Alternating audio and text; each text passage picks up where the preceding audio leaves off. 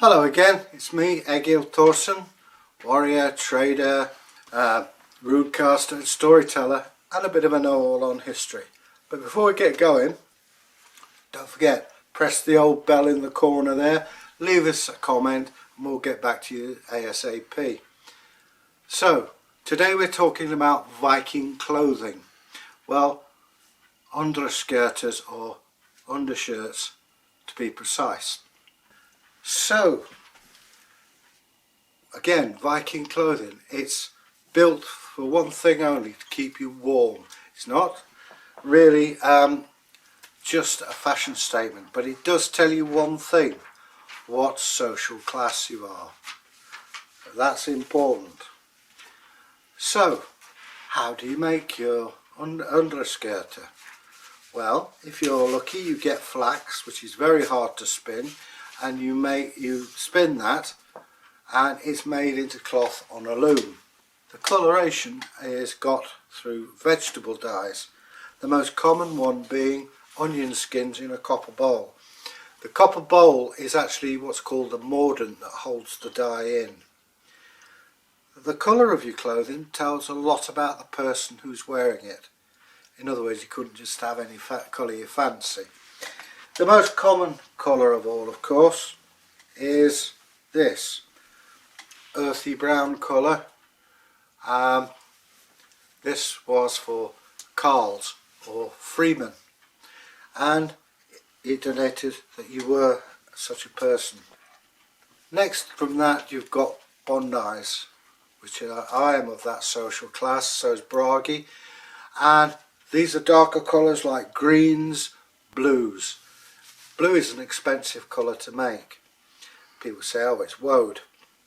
Woad is an amazing plant.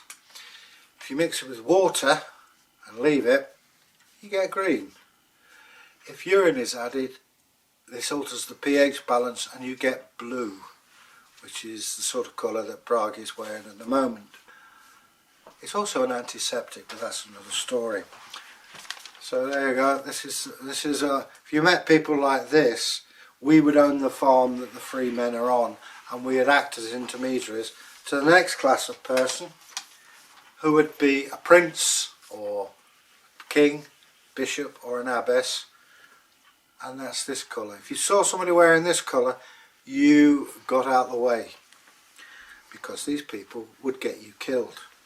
Now, what's the point? Well, it's this.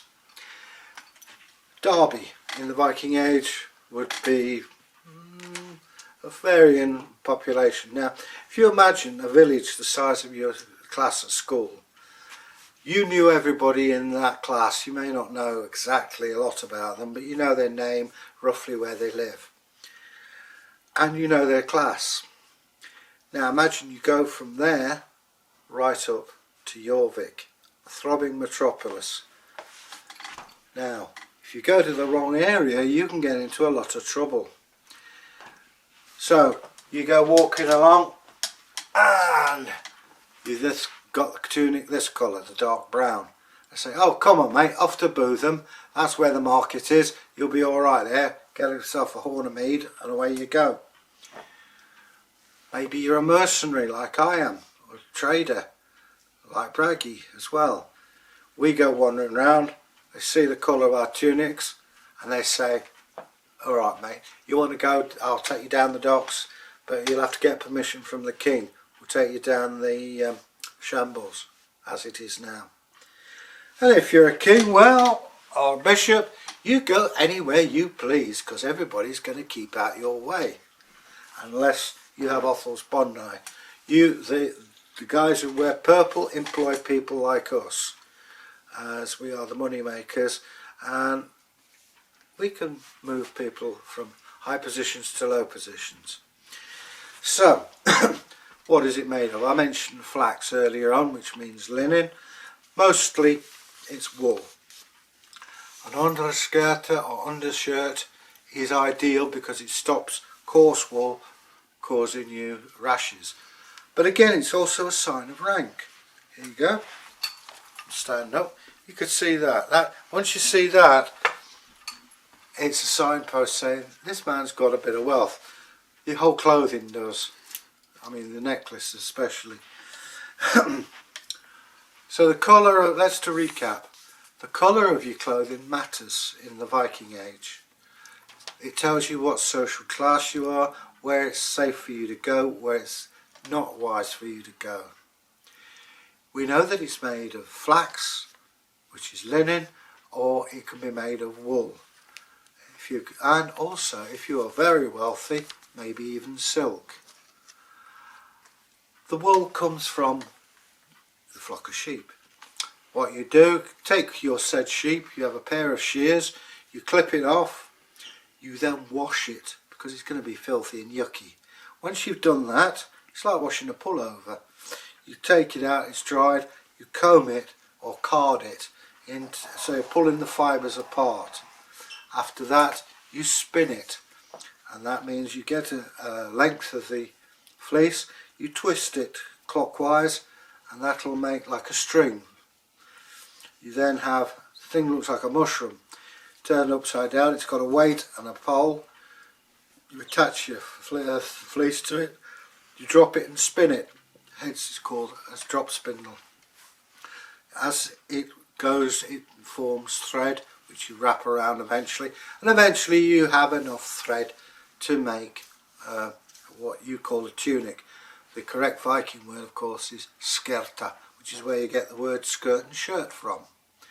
Also, an underskirta means underskirt, so very useful things they are too. So, what kind of dyes? Well, you use vegetables. I've already mentioned onions in a copper bowl make a golden browny colour. Nettles can make an earthy green, and even indigo has been used because they had trade links, and through the trade links you get lumps of indigo, which gets a nice blue like Bragi's got. Lighter blue, of course, is woad, and actually Bragi's clothing is ideal. It shows all various types of dye. His leggings, if you a red colour, can you lift your leg up so we can see them? This, okay, is made with a thing called madder. Madder is something I've dug up personally. It was 3,000 years old, and a lady on the site took this blob, it was from the Iron Age, and sure enough she dyed the wool. Now, Bragi's trousers. This is the colour you get from onion skins. So there you go, in a copper pot again. Now his tunic is, I would say this is more like an indigo blue that you get with indigo. So it's got some very strong connections. Woad is this sort of lighter blue. So all in all, and black, well, that's still out. That's a mixture of all colours. But yeah, but you get black sheep, so you make black wool. Okay, so we've just seen what Bragi was dressed like. Now, if you see people, they always want to zhuzh things up. They want to make themselves look more blingy. Vikings were no exception. Now, 1 minute. Here we have an undershirt of undyed linen, but we have this braiding. This is called tablet weave. It's to make it, you put the different colour threads on through a card which has got a hole in each corner, and you twist them in a sequence to get the certain patterns. I'll be honest, I don't know how you do it. My ex-lady friend used to do an excellent job of it, but it's very effective. And again, this shows a great deal of wealth. And in graves we've actually found gold, real gold thread that was used. The actual thing's gone, but all you got left, of course, is the gold thread. But I think you'll agree, it looks rather fetching. And if you go to parts of Scandinavia, like Lapland, they still have this kind of braiding on shirts or skirts that are worn outside the trousers. So, again, as I said, I'll recap, we have various colours of clothing to denote class. We know that it's made from wool. We know how that wool came about, it being made into cloth. we know something of the dyes they used: woad, madder, onion skins, and I'm sure there's people out there who could tell us a lot more about the different kinds of dyes. Please tell us. And there are people today I know who have businesses that advertise vegetable dyes, natural dyes. This is something that people tend to forget. We think of the old days as drab, dreary. No, the Viking age especially was full of colour, full of brightness. It's look at me culture, far more even than today. So, we'll talk more about weaving and spinning in another video. But until then, I hope you've enjoyed it. If you have any questions, please let us know. If you have any further information on this, again, we'd love to hear from you. So, till we meet again, take care. Bye.